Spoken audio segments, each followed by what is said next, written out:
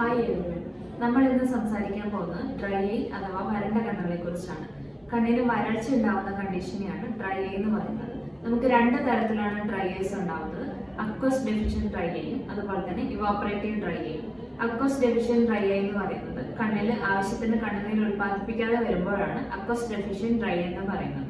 Evaporative dry eye എന്ന് പറയുന്നത് കണ്ണിലെ കണ്ണുനീര് പെട്ടെന്ന് നീരാവിയായി പോകുന്നതിനെയാണ് ഇവാപ്പറേറ്റീവ് ഡ്രൈ ഐ എന്ന് പറയുന്നത്. നമുക്ക് ഈ ഡ്രൈ ഐസ് എങ്ങനെ തിരിച്ചറിയാം, നമുക്ക് എന്തൊക്കെ ബുദ്ധിമുട്ടാണ് ഉണ്ടാവുന്നത് എന്ന് നോക്കാം.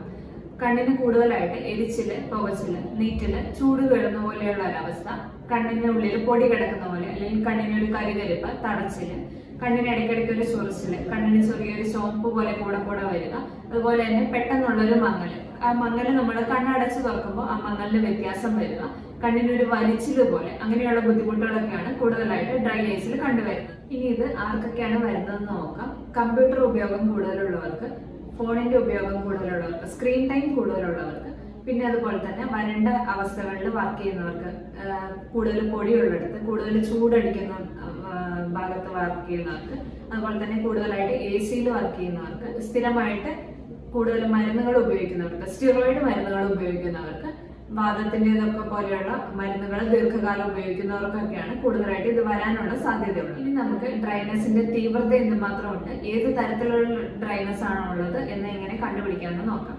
ഐഡ്ര എന്ന് പറയുന്ന ടെസ്റ്റാണ് നമ്മൾ പ്രധാനമായിട്ടും ചെയ്യുന്നത്. ഐഡ്രയിൽ നമ്മൾ ചെയ്യുന്നത് ഇന്റർഫെറോമെട്രി, NIBUT, അതുപോലെ തന്നെ മിയോഗ്രാഫി. ഇന്റർഫെറോമെട്രിയിൽ നമ്മൾ ചെയ്യുന്നത് കണ്ണുനീരിന്റെ ലിപ്പിഡ് ലെയറിന്റെ തിക്നെസ് എന്തുമാത്രം ഉണ്ടെന്ന് നോക്കുന്നു. അതുപോലെ തന്നെ NIBUT നമ്മൾ ചെയ്യുന്നത് ടിയർ ബ്രേക്കപ്പ് ടൈമാണ്, അതായത് കണ്ണുനീര് എന്തുമാത്രം സമയം കണ്ണിൽ തങ്ങി നിൽക്കുന്നു എന്നുള്ളത് നോക്കുന്നു. അതുപോലെ തന്നെ ടിയർ മെനിസ്കസ് ഹൈറ്റ്, അതായത് കണ്ണുനീര് എത്ര അളവ് കണ്ണുനീര് കണ്ണിന്റെ ഉള്ളിൽ പോളകൾക്കുള്ളിൽ തങ്ങി നിൽക്കുന്നുണ്ടെന്ന് നോക്കുന്നു. പിന്നെ മീബോഗ്രഫിയിൽ നമ്മൾ ചെയ്യുന്നത് കണ്ണിന്റെ പോളകൾക്കുള്ളിൽ മീബോമൈൻ ഗ്ലാൻഡുകളുണ്ട്. ആ ഗ്ലാൻഡുകളാണ് നമ്മുടെ കണ്ണുനീരിന്റെ ഓയിൽ കമ്പോണന്റിനെ പ്രൊഡ്യൂസ് ചെയ്യുന്നത്, കണ്ണുനീരിന്റെ സ്റ്റെബിലിറ്റിയെ ഹെൽപ്പ് ചെയ്യുന്നത്. ആ ഒരു ഗ്ലാൻഡുകളുടെ അഭാവം എന്തുമാത്രം ഉണ്ടെന്ന് നോക്കാൻ വേണ്ടിയിട്ടും കൂടിയാണ് മീബോഗ്രഫി ചെയ്യുന്നത്. നമ്മൾ ഈ ചെയ്ത ടെസ്റ്റുകളുടെ അടിസ്ഥാനത്തിൽ ഏത് തരത്തിലുള്ള ഡ്രൈനസ് ആണെന്നുള്ളതനുസരിച്ച് ഡോക്ടേഴ്സ് പേഴ്സണലൈസ്ഡ് ആയിട്ടുള്ള ട്രീറ്റ്മെന്റ്സ് ആയിരിക്കും കൊടുക്കുന്നത്. നമ്മളൊരു സാധാരണ ലൂബ്രിക്കേറ്റിംഗ് ഡ്രോപ്പ് ഉപയോഗിക്കുന്നതിലുപരി നമുക്ക് ഉണ്ടാകുന്ന അസ്വസ്ഥതകൾക്ക് കൂടുതൽ ശമനം നൽകാനായിട്ട് ഇത് നമ്മൾക്ക് ഹെൽപ്പ് ചെയ്യുന്നുണ്ട്.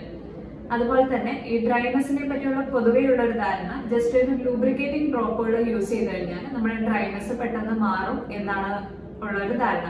വരുന്ന രോഗികൾ കൂടുതലായിട്ടും പറയുന്നത് കുറെ കാലമായിട്ട് ഞാൻ മരുന്ന് ഉപയോഗിക്കുന്നു, പക്ഷെ എനിക്ക് അതിനൊരു ശമനം കിട്ടുന്നില്ല. അത് ജസ്റ്റ് ഒരു ലൂബ്രിക്കേറ്റിംഗ് ഡ്രോപ്പുകൾ മാത്രം ഉപയോഗിക്കുന്നതുകൊണ്ടുണ്ടാകുന്ന ഒരു ബുദ്ധിമുട്ടാണത്. അത് ഏത് തരത്തിലുള്ള ഡ്രൈനസ് ആണെന്നുള്ള കൃത്യമായ രോഗനിർണയം നടത്തിയതിനു ശേഷം നമ്മൾ ട്രീറ്റ്മെന്റ് എടുക്കുമ്പോൾ നമുക്ക് അതിനുള്ള രോഗശമനം എത്രയും വേഗം ഉണ്ടാകുന്നതാണ്.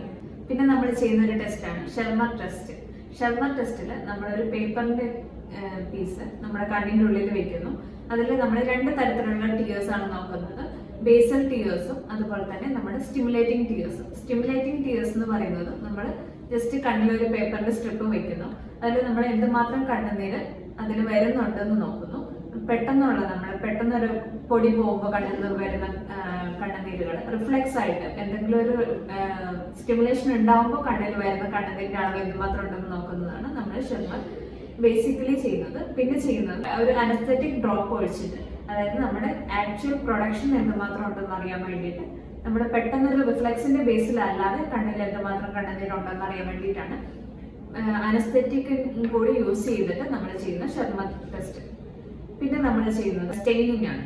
ഫ്ലൂറസിൻ സ്റ്റെയിൻ ഉപയോഗിച്ചിട്ട് കണ്ണിന്റെ ഡ്രൈനസ് കൂടുതലായിട്ട് വരുമ്പോൾ കണ്ണിന്റെ എപ്പിത്തീലിയൽ ലെയറിന്, ഏറ്റവും പുറമേയുള്ള ഒരു ലെയറിന് അതിന് എന്തെങ്കിലും ഡാമേജ് വന്നിട്ടുണ്ടോ, അതുപോലെ തന്നെ ടിയർ ഫിലിമിന്റെ സ്റ്റെബിലിറ്റി ഒക്കെ നോക്കാൻ വേണ്ടിയിട്ട് നമ്മൾ സ്ലിറ്റ് ലാമ്പിന്റെ സഹായത്തോടുകൂടി ഡോക്ടേഴ്സ് നോക്കുന്നതാണ് കൺജങ്ക്റ്റിവൽ സ്റ്റെയിനിങ്. നമ്മൾ മേൽ പറഞ്ഞ പോലെ എന്തെങ്കിലും ബുദ്ധിമുട്ടുകൾ ഉണ്ടെങ്കിൽ അത് വെച്ച് താമസിപ്പിക്കാതെ എത്രയും വേഗം ഒരു ഡോക്ടറെ കൺസൾട്ട് ചെയ്യുക. ഡ്രൈനസിനെ വളരെ നിസ്സാരമായി കാണേണ്ട ഒന്നല്ല. ഡ്രൈനസ് ഉള്ളവർക്ക് കൂടെ അലർജികളും ഇൻഫെക്ഷനുകളും പെട്ടെന്ന് തന്നെ വരാനുള്ള സാധ്യതകളും. പറഞ്ഞ കാര്യങ്ങൾ നിങ്ങൾക്ക് എല്ലാവർക്കും ഉപകാരപ്രദമായി എന്ന് വിചാരിക്കുന്നു. ഇതുപോലെയുള്ള കൂടുതൽ ഇൻഫോർമേറ്റീവ് വീഡിയോസിനായിട്ട് ഈ ചാനൽ സബ്സ്ക്രൈബ് ചെയ്യുക. Thank you.